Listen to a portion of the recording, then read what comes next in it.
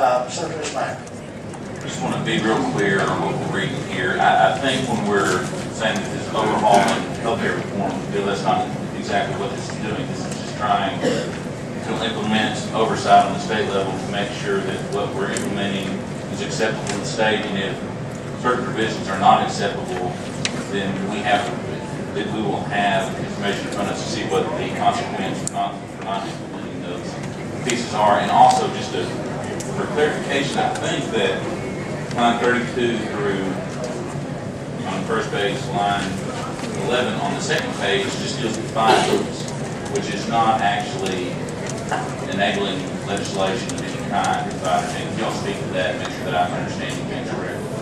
You're recognized. Yes, thank you, Mr. Chairman. Senator Disbank, that's exactly right.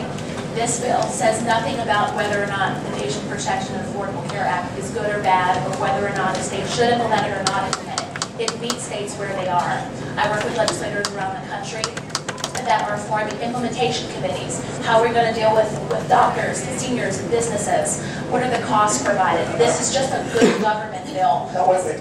You're not, I want you to answer the question, not to speak for the bill at this point. Right, well, his question was regarding whether or not the findings of the bill actually are going to be in legislation, and it's not.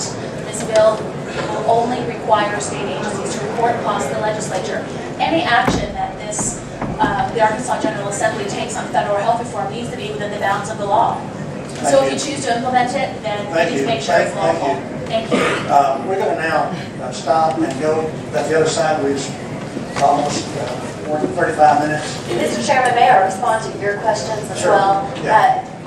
Yes, I would like to keep this as question and answer, not rhetorical questions or speeches for or against my bill. If members of this committee would like to speak for or against my bill, I think that's appropriate at the appropriate time. However, rhetorical questions, I think, are also speeches for or against my bill. So I'd appreciate the opportunity for us to be able to answer the questions appropriately. Well, there's not enough time, as long as some of these answers have been. If they would just answer the question and not go into too much elaboration, I think we could get there soon.